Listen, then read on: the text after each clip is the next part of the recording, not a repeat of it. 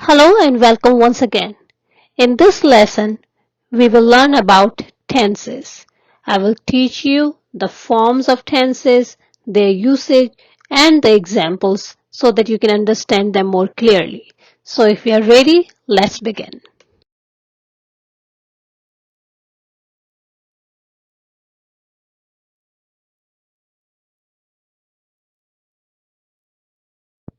So what does tense mean?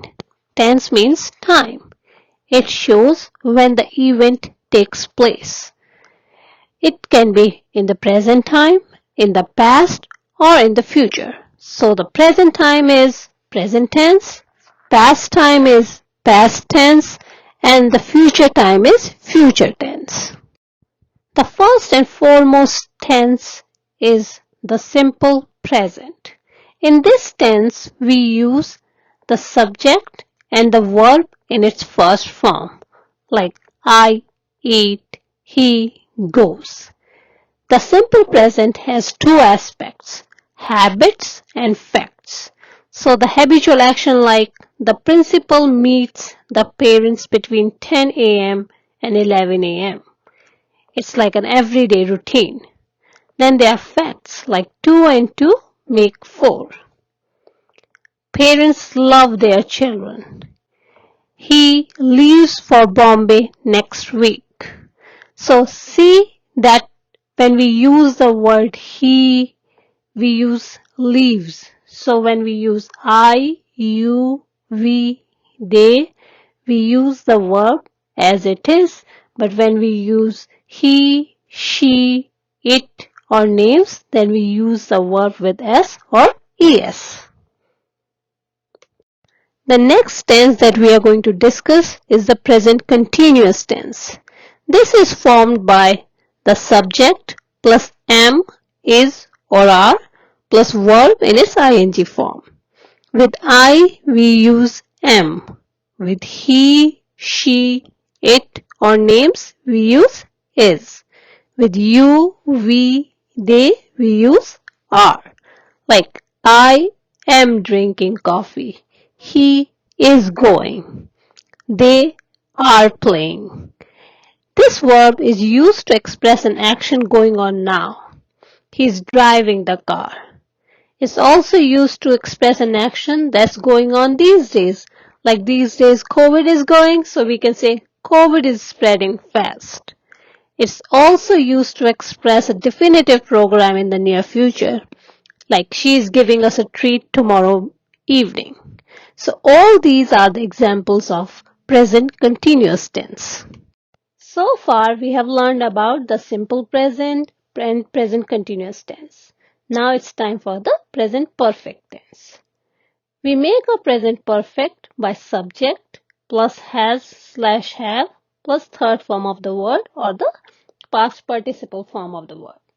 With I, you, we and they, we use have. With he, she, it, we use has, and with names also we use has. This tense is used to express an action very recently completed. For example, I have just received your message. I have just finished my food. So this is an action that's very recently completed. It's also used to express an action which took place in the past, but whose effect can be felt at the moment of speaking. I have finished my work. I have finished eating. All these are the examples of present perfect tense.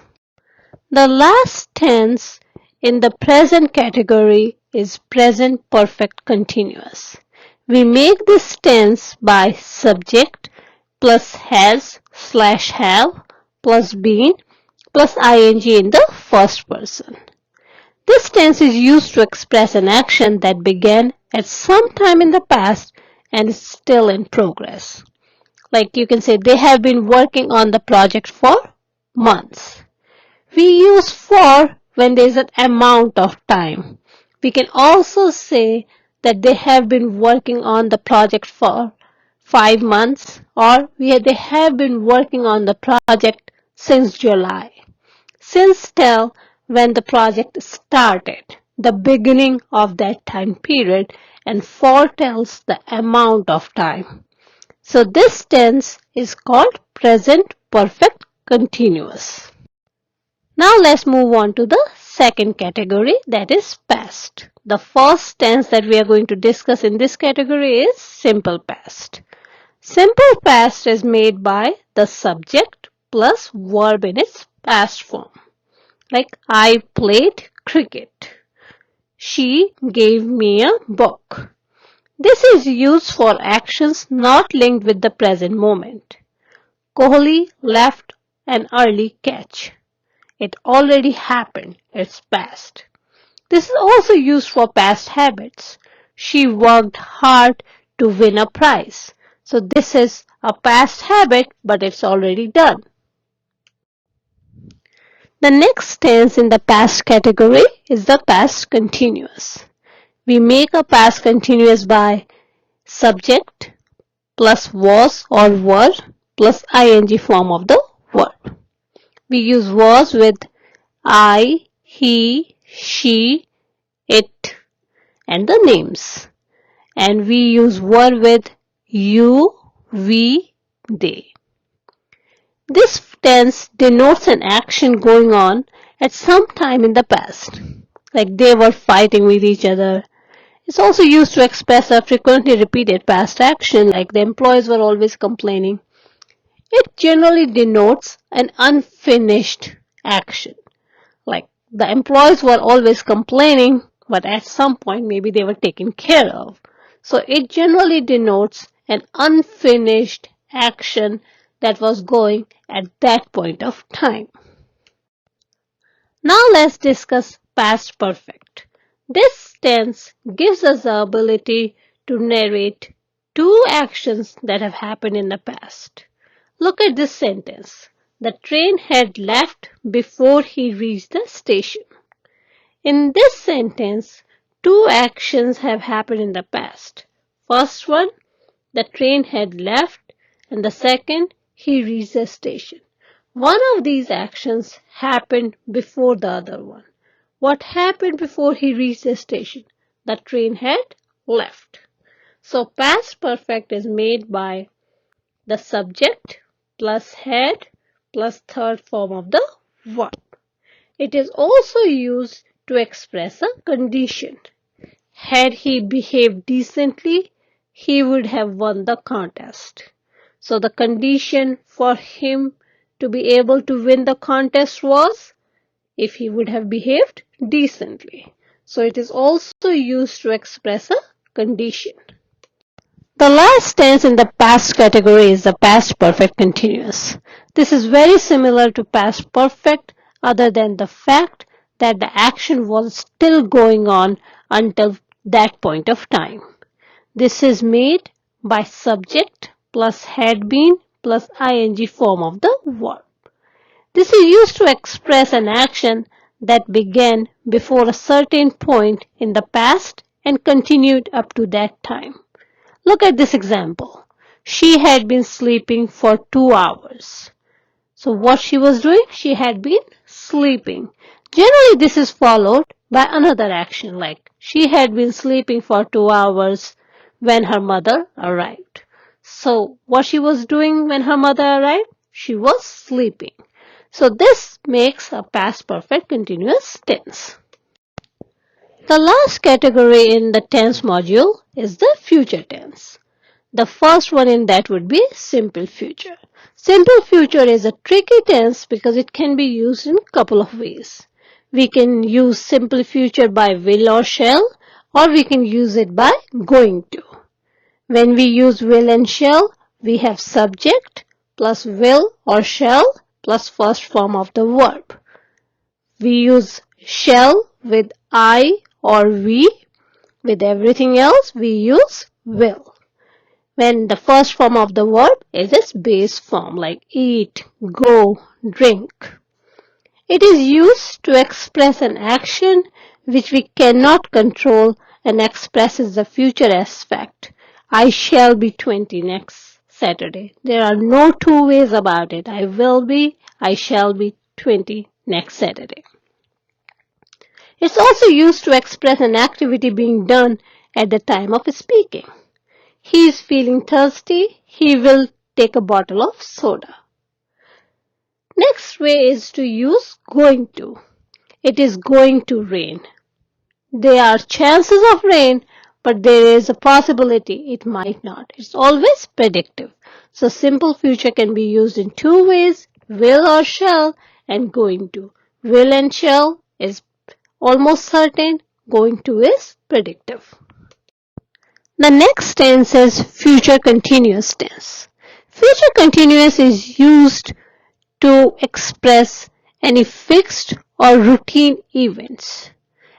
At this time tomorrow, we will be enjoying the party. We have planned the party, and at this time tomorrow, we will be enjoying the party. It's almost certain, and it's kind of a fixed event.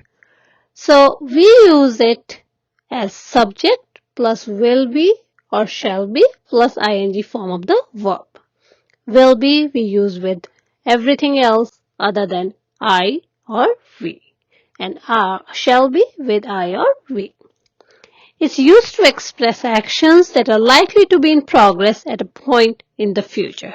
So future continuous gives us the most certain way to express our future activity. The future perfect tense talks about a completion of a task by a particular time. Like it's I shall have completed my assignment before you see the boss. So it's a prediction that he would complete his assignment before he sees the boss. It is made by subject plus will or shall plus have plus third form of the verb. The last and the final tense in the tense module would be the future perfect continuous. It shows an ongoing action in the future with duration. It is used with subject plus will or shall have been plus verb in its ing form. It's used to express an action which will begin before a definite moment in the future and will just terminate at that moment or may continue beyond. So it comes with a duration. As always, in this video also we have this exercise that you have to do in order to understand, and if you have any problems, please ask us in the comment section. The answers would be in the next slide. Take a moment, pause the video, do the exercise, and let us know how you feel about this exercise. If it's difficult, we can go over this all over again. I hope you were able to get most of the answers right. If not, don't worry, we will discuss tense more in our next video. In that video, it would be in a chart form, so it would be easier for you to revise what you have learned in this video. Please like, share and subscribe our videos, and we are looking forward to seeing you in the next one. Till then, take care. Bye-bye.